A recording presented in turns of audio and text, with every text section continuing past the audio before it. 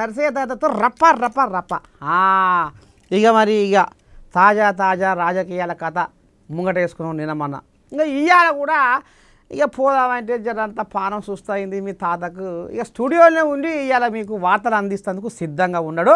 ఇక మరి కంటి రెప్ప కొట్టకుండా ఇవాళ మన వార్తల సంగతి ఏందో మునం పెడదాం.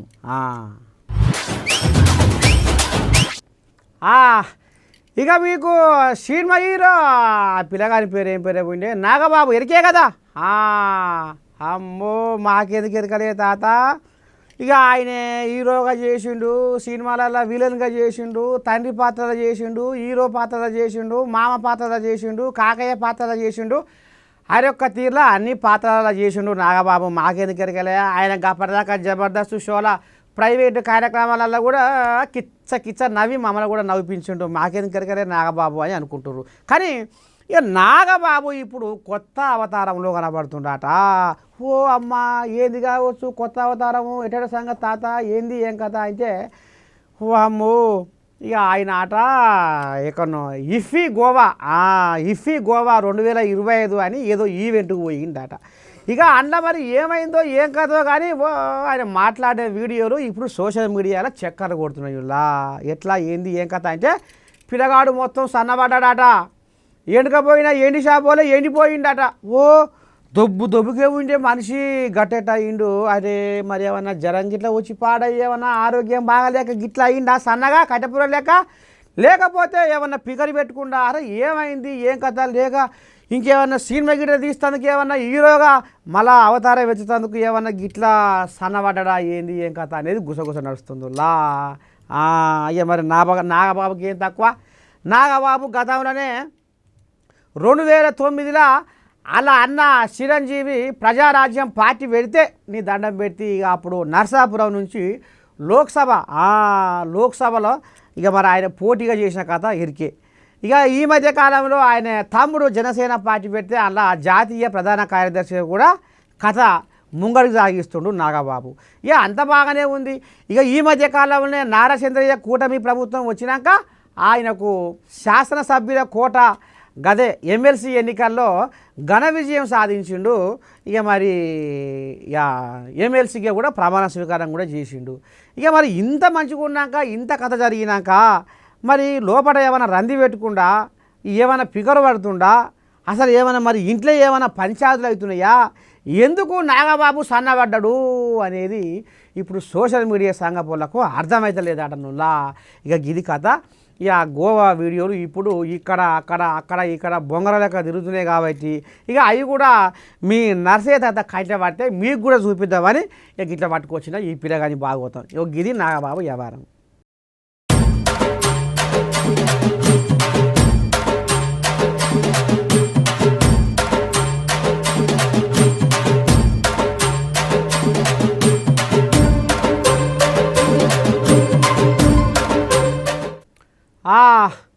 ఇక ఇప్పుడు పల్లెటూర్లల్లో పండుగ అంటే పండుగ చిన్న సన్న పండుగ కాదు ఓట్ల పండుగ గదే సర్పంచుల ఎలక్షన్ల పండుగ.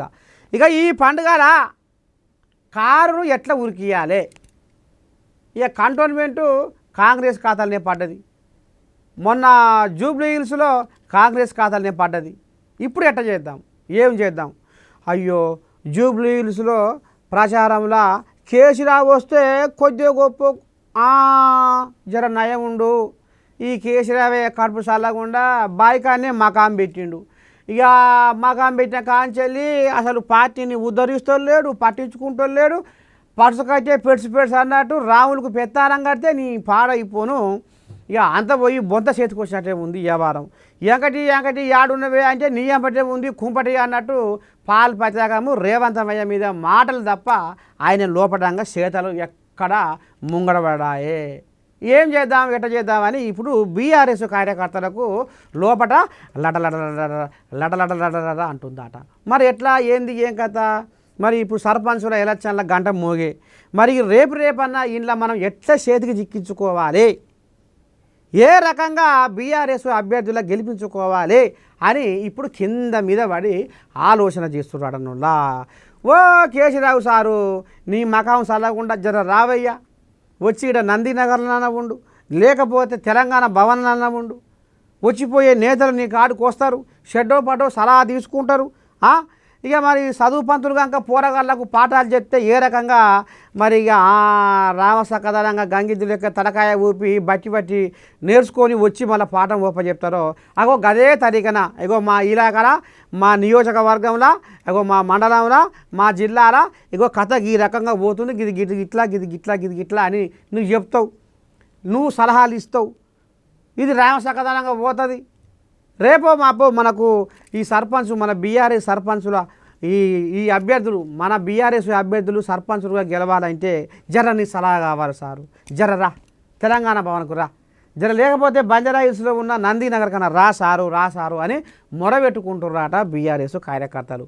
ఇక మరి సారు కడుపు చల్లకుండా గెలిపించిన నియోజకవర్గం గజ్వెల్ల అడుగు పెడతలేడు, ఇటు అసెంబ్లీకి ముఖం చూపిస్తలేడు. ఇక నిన్న మొన్న జూబ్లీ హిల్స్ కూడా ఓరసూపు ఇట పెట్టి చూసిండు, అది అటే పోయింది జాడపత్త లేకుండా. అందుకనే రా అని బతిలాడుతారు. మరి ఇప్పుడన్నా పెద్ద మనిషి గుండె కరిగి ఏమైనా మరి వస్తాడా లేకపోతే మళ్ళీ ఊతబుర్రేనా అని అయోమయంలో పడి కుడిదలవాడ ఏరుకొని తనాడుతుర్రులా బీఆర్ఎస్ కార్యకర్తలు.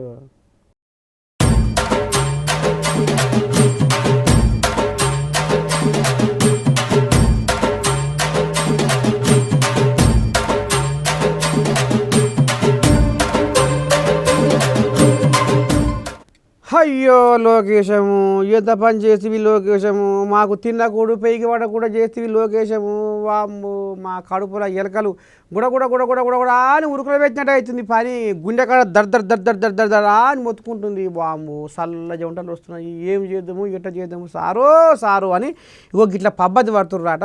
ఏపీలో 25 మంది ఎమ్మెల్యేలు 2 మంత్రులు.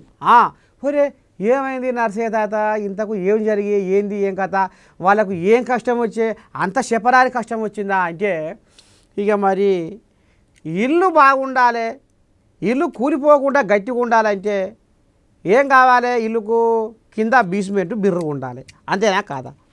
ఇక మరి పార్టీ ప్రచారం కూడా ఉరుకలో పెట్టాలి, పరుగులు తీయాలంటే కార్యకర్తల కాపాడుకోవాలి, అంతేనా?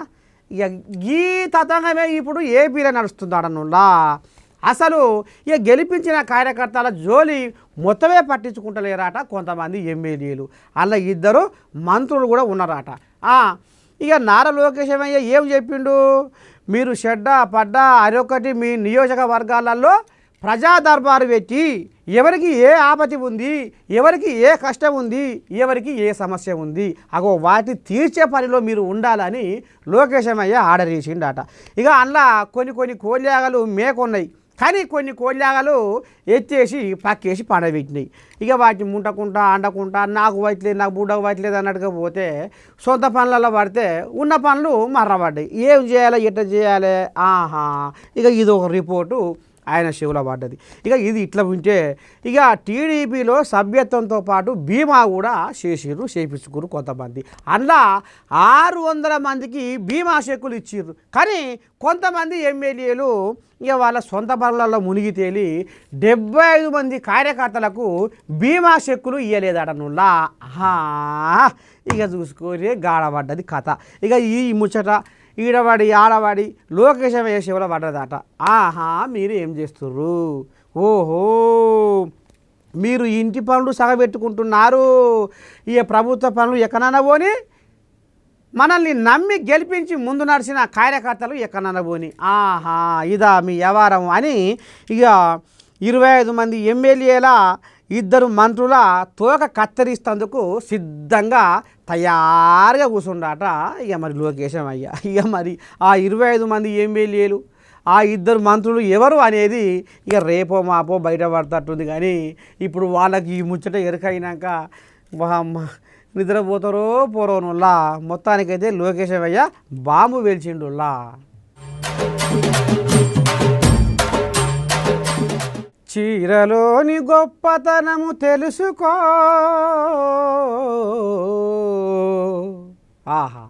ఆడపిల్లకు చీర ఉంటే ఎంత అందం ఉంటుంది, అంతేనా? ఇక మరి పాశ్చాత్య దేశ సంస్కృతి పాడైపోను వామ్మో ఇక చూసినాక కొంతమంది పిల్లల్లా అసలు ఎట్లా తయారయ్యారంటే అర్ధనగ్న వేషాలతోటి ఆగమైపోతురు యువత. ఆ గౌరవ మర్యాదలన్నీ గంగల కలిపేస్తుర్రు. ఇది లోక యథార్థం, అక్షరాల సత్యం, అంతేనా కాదా? కానీ ఇప్పుడు మా నర్సయ్య తాత ఏది కావచ్చు మరి చీర ముచ్చట ముంగటేసిండంటే ఏం లేదు. కానీ చిన్న ముఖ్యమంత్రి ఉండు కదా తెలంగాణ చిన్న ముఖ్యమంత్రి బట్టి విక్రమార్క కొడుకు ఏదో లగ్గం పెట్టుకుర్రా ఎంగేజ్మెంట్ పిల్లగా కెమెరామెన్ ఎంగేజ్మెంట్ అట. అయితే ఈ ఎంగేజ్మెంట్కు ఇక రాజకీయ ప్రముఖులాట ఈ సినిమాలలో ఉన్న పెద్ద పెద్దోళ్ళాట బాగానే వచ్చిర్రట. అలా ఈ కవితమ్మ కూడా జ్వరపడ్డదట. ఒరి పాడైపోయి ఇప్పుడు ఈడ పుట్టింది కలాంబం. ఎట్లా ఏంది ఏం కథ అంటే కవితమ్మ కట్టుకున్న సీర ఎట్లా వంటిదే ఓహో కాంగ్రెసు జెండాని పోలి ఉందిగా కవితమ్మ సీర సకదనము. అమ్మా పొద్దుగాలనేమో కాంగ్రెస్ వాళ్ళను వామ్ము తిప్పట్లాడుతుంది తరుగుతుంది, పొద్దుగా మాత్రము కాంగ్రెస్ వాళ్ళ సీర కట్టుకొని పోయి రామ సక్కదనంగా వాళ్ళతోటి ఏంది గందరగోళం అని ఇప్పుడు సోషల్ మీడియాలో చర్చ నడుస్తుందిలా. ఇక మరి కవితమ్మ నినమొన్న జనం బాట బట్టి ఏ రకంగా జనాలల్లా ఉండి ఏ రకంగా ఆ సమస్యలను ఓ దిక్కుగా అయ్యను ఇంకో దిక్కుగా అన్నను ఇంకో దిక్కుగా బావను తూర్పార పట్టుకుంటా కాంగ్రెస్ వాళ్ళకు కూడా సురుకులు పెట్టింది. అంతేనా?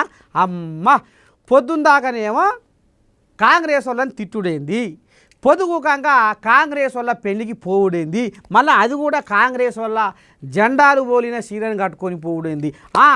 రేపో మాపో ఈమె కాంగ్రెస్ గూటికి షేరే తోవ సాఫ్ చేసుకుంటుంది. మొత్తానికి కవితమ్మ ఏదో ఒకనాడు అందరినీ మత్పరిచి కాంగ్రెస్ గూటికి సిద్ధం కాబోతున్నది. అందుకనే కాంగ్రెస్ పార్టీ మీద ఉన్న ప్రేమతోటి ఆమె కాంగ్రెస్ జెండాల రంగులను పోలిన సీరను కట్టుకొచ్చింది బట్టి విక్రమార్క కొడుకు ఎంగేజ్మెంట్కు అని ఇప్పుడు సోషల్ మీడియా సంగపోళ్ళు కోడై కూస్తుర్రులా. చూడాల మరి దీని మీద కవితమ్మ ఏమంటది, ఈట సంగతి ఏంది ఏం కథ. ఇక మరి ఆ కథ మాత్రం ఏందో రేపో మాపో బయటపడుతుంది. మీరు చూస్తూనే ఉండరు. నేను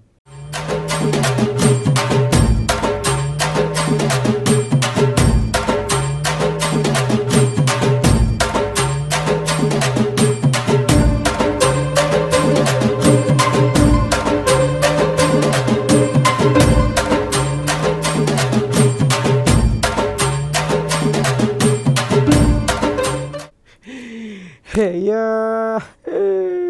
ఎట చేది నేను సిక్కులా పడిపోతే ఊరుకోక నేను ఊరు వారేసుకుంటే అతక తెలివి ఏడు దాకా వచ్చే పుసా ఏదో అంటే ఏదో అనుకుంటే ఏదో అయిపోయే. ఇగో ఇప్పుడు శివజ్యోతి ఉండేగా సావిత్రి ఇప్పుడు ఆమె కథ ఇప్పుడు గిట్టనే ఉందట. ఇక ఆమె ఇక పోక తిరుపతికి పోయిందట. తిరుపతి పోయినావే అందరితో పాటు నీతో పాటు అందరూ. నువ్వు పోయిందే మనశ్శాంతి కోసం పోతివి. ఏడుకొండల వెంకటయ్యను గుండెల నిండా తలుచుకొని కొలుచుకొని ఇంత వరాల మూట అందుకోద్దామని పోతివి. అంత దూరం పోయినాక దేవుని ప్రసాదం పేరు మీద దేవుని ప్రసాదం మేము అడుక్కుంటున్నాం.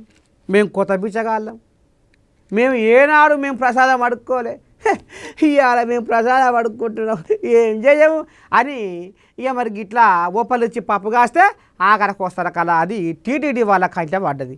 అమ్మ ఇంత పనుకున్నావు నువ్వు ఏడుకొండల ఎంకన్న కాడికి వచ్చి ఇక్కడ వచ్చిపోయే భక్తులకు నువ్వు ఇబ్బంది కలిగించే మాట మాట్లాడతావు. ఇదేనా నీ తరీకా?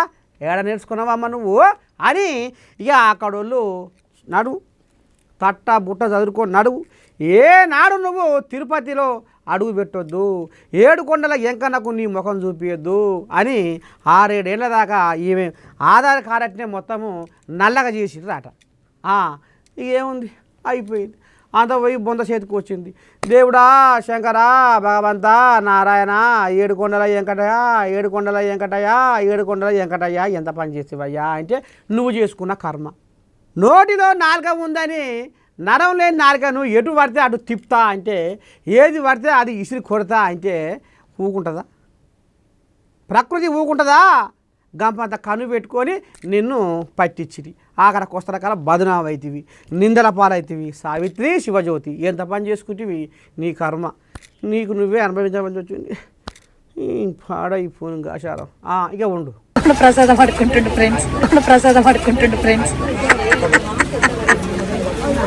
సోను సోను సోను జీవితంలో ఎప్పుడు అడుక్కోలేదు ఫస్ట్ టైం అడుక్కున్నాను దర్శనం ఇది మొత్తం ఇంకా 436 కుబేరులో ఉన్నాయా 436 రిచెస్ట్ పిచ్చగాళ్ళం తిరుపతి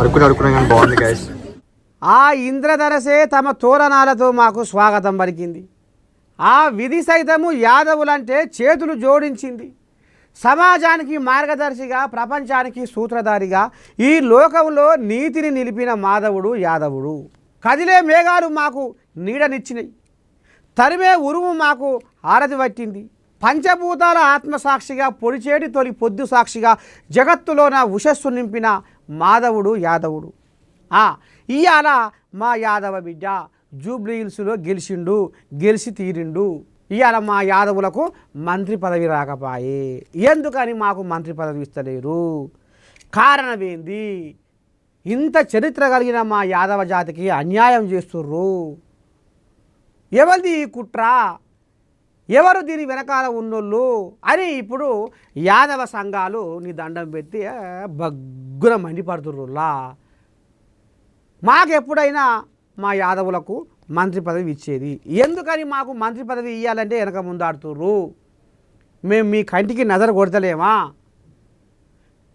నిన్న మొన్నటిదాకా ఎవరున్నారు ఎమ్మెల్యేలు అంటే ఇప్పుడు జూబ్లీ హిల్స్లో మా నవీన్ యాదవ్ గెలిచిండు మా నవీన్ యాదవ్కు మీరు మానక మరవక తప్పకుండా మంత్రి పదవి ఇవ్వవలసిందే లేకపోతే ఇక చూడురి కథ ఎట్లా ఉంటుందో అనేది ఇప్పుడు చిటికలు వేస్తుర్రు యాదవ సంఘపోళ్ళు రంకెలు వేస్తుర్రు ఎగిరి దునుకుతుర్రు ఏడికైనా పురస్తే ఎంతవరకైనా పురస్తాయి అని మునుము పెడుతుర్రు చూడాలి మరి రేపు మరి కొంత ఏమన్నా కొలిక్కొచ్చి మరి నవీన్ యాదవ్కు మంత్రి పదవి ఇస్తారా లేకపోతే ఇక అక్కడెక్కడో బయట దేశంలో అగ్నిపర్వతం బద్దలైతే బూడిద గాలి మన ఇండియాలో కూడా జ్వరపడ్డట్టు ఇక మరి జూబ్లీ హిల్స్లో కేక పెడితే మరి అది ఏడికి పోతుంది ఏంది ఏం కథ అనేది ముందర పొంట చూద్దాములా ఇక నీ దండం పెట్టి కాంగ్రెస్ పార్టీ అంటే కచ్చపెచ్చ వ్యవహారం అనేది గతంలో నడిచిన ముచ్చట ఇక ఇంట్లో ఒకరికి పడక నీ దండం పెడితే ఒకరి మీద ఒకరు నిందలు బదనాలు మోపుకునేది కాంగ్రెస్ అంటేనే సముద్రము కాంగ్రెస్లో ఎప్పుడు కచ్చపెచ్చ వ్యవహారం ఉంటుంది అనేది మొన్నటి మాట కానీ ఇక నిన్న అలా జర్రంతా మంచిగానే పోతుంది ఒక తాటిపైకి వచ్చింది అనుకున్నారు కానీ ఇక ఈ డీసీసీ పదవులు అయితే ఎప్పుడైతే అంటగట్టిర్రో ఇక ఆడికెళ్ళి పుట్టిందులా అగ్గి చిన్న అగ్గి కాదు ఈ అగ్గి ఇక ఈ చిచ్చు ఇంతింత అది ఆఖరికి వస్తాకల్లా ముఖ్యమంత్రి దాకా పోయింది ఈ చిచ్చు మా అభ్యర్థికి ఇవ్వకపో మా మనిషికి ఇయ్యక మా లీడర్కు ఇయ్యక మా అనుచరునికి ఇయ్యక నువ్వు గట్టెట్టిస్తావని మంత్రులే కొట్లాడుకుంటున్నారు ఇక ఇంట్లో కొంతమంది ఆశించి భంగపడ్డోళ్ళు కూడా ఉన్నారు ఇక ఇంట్లో ఇక మరి పైసలు ఖర్చు పెట్టి చక్రం తిప్పే కోళ్ళాగలకేమో పదవులు ఇవ్వలేదు 100 మందికి కూడా భోజనం పెట్టలేని కోళ్ళాగలకేమో పదవులు ఇచ్చిర్రు అనేది కొంత గుసగుస నడుస్తుంది ఇక ఈ కచ్చపెచ్చ వ్యవహారాలల్లా ఇప్పుడు స్థానిక సంస్థల ఎలక్షన్లు వచ్చినాయి ఈ సర్పంచుల ఎలక్షన్లు వచ్చినాయి ఈ సర్పంచుల ఎలక్షన్లు మరి ఎట్లా ముంగడబడతాయి ఏం చేద్దాము మరి ఈ కచ్చపెచ్చ వ్యవహారం అంతా కాంగ్రెసు ఈ కోళ్ళాగలని కొట్లాడుకునే కోళ్ళాగలని మరి ఒకదానిపైకి వచ్చి సర్పంచుల ఎలక్షన్లల్లో మరి ముంగట వేసుకుంటాయా లేకపోతే ఇక నువ్వు అటు నేను ఇటు అని కొప్పులు బట్టి మరి ఎట చేసుకుంటారో ఏం కథో కానీ మొత్తానికైతే అసలు వస్తారా రారా అనేది మాత్రము ఉప్పు నిప్పు లెక్క తయారైందట ఇప్పుడు మరి సర్పంచుల ఎలక్షన్లల్లో కాంగ్రెస్కు మాత్రము కొద్దిగంత అటు ఇటు కష్టకాలమే అన్నట్టుగా కూడా కథ నడుస్తుందిలా చూడాలి మరి ఎట్టయిద్దో